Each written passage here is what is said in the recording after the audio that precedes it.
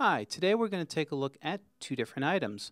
One is the Electro Voice RE50 dynamic handheld mic, which is a real standard in the industry, and the Sennheiser G3 plug-on transmitter. And I'm going to talk to you for a little bit just using this setup so you can get the sound of it in your ears. Now, the first one I'll talk about is the Sennheiser G3 Plugin. It looks a lot, of course, like the Electrosonics, who was the first one to come out with such a product. There are a couple of differences. The first is the XLR connector. On here, it is a screw mount type deal that you screw up and down to tighten it onto the mic, and it engages the pin. And that works fine. The Electrosonics, the twist-pull deal, I can't say I was necessarily a huge fan of, especially outside in the cold, because it was always just a very clumsy setup. So this probably is a little bit better, as long as you can keep the threads clean. So if you're using this in a very dusty environment, you may have to work to keep threads clean and just be aware of it. The other thing that's different is that there are no LEDs on the top of the unit. Now, of course, this makes, on Electros, setting levels and knowing that your battery is good incredibly simple, because I can just sit here and go blah, blah, blah, blah, blah, and play with the adjuster on the bottom, and I've got it in 15 seconds or less. This requires you to adjust buttons on the bottom, just like the other Sennheiser transmitters and receivers have the LCD screen with the buttons and the menu. Does it work? Yes. I am set at -6 on the transmitter, and I think I'm getting really good gain structure through the whole setup. I am actually recording to a DR-680 Tascam audio recorder. Now, let me plug this mic in on hardline. I'm going to kill the sound right now for a second and switch it over.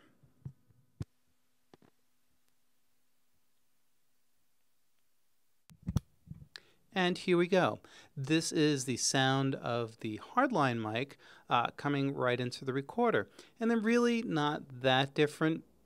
The Sennheiser might tend to, the wireless that is, give a little bit more high-end presence. You may or may not pick that up depending on the web compression.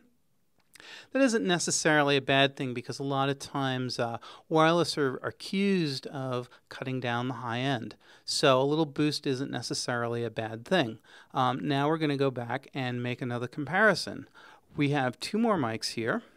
One is an SM57, and the other is a generic Samson mic I picked up for next to nothing. So let's try out the SM57 mic first.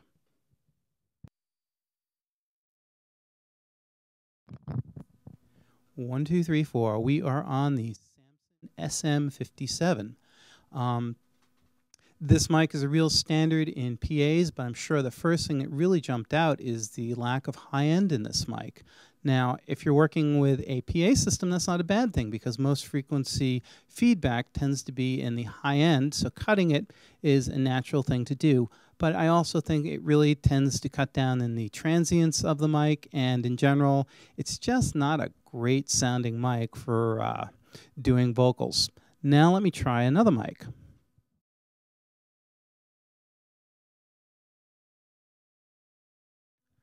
This mic kind of surprised me. It's a Samson mic. I don't recall exactly what the model is. I probably bought it about 10 years ago, and I bought two of them for, I think, $100. But can we compare it to the RE50? No, but then again, the RE50 costs more than 3 times as much. Let's go back to the RE50.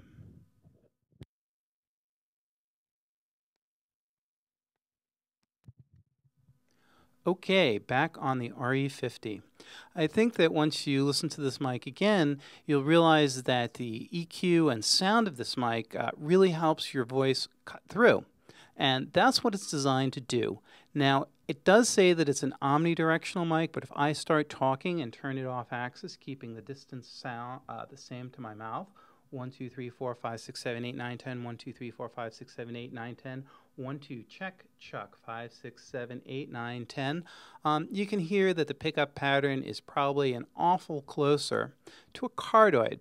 And that's fine, because you know what? Most of the time, you're working with this type of mic in a very loud sound environment where the isolation is not a bad thing. Also, built into the screen, I'm not going to take it apart, but there is a small built-in foam windscreen to help prevent pops, which most other mics don't have. So overall, if you're looking for a handheld dynamic mic that can just take a beating and keep on working and keep on sounding great, the RE50 is definitely a top contender. So the Sennheiser G3 Plug-in transmitter is really a great value for the price. It has absolutely excellent performance. The audio quality, the noise floor, it's great. Now there is a difference between this unit and the more expensive ones, as you would expect, and the big difference is output power. This is 30 milliwatts. The big ones are typically 100. Now, what that means is at 100 milliwatts, you're going to get more distance on a consistent basis, regardless of how good the receiver design may be. If you don't have enough RF output to hit it and hit it cleanly, especially in a bad RF environment, the higher output unit's always going to win. So if it's really important that you want to go 100, 200, 300 feet with your transmitter, then going for the expensive unit is pretty much a requirement. However, if you're like most of us and you're working anywhere from 10 to 20, 30 feet away, maybe you're only going through one wall, the performance of the G3 is just absolutely outstanding for the price, and it really is kind of a no-brainer.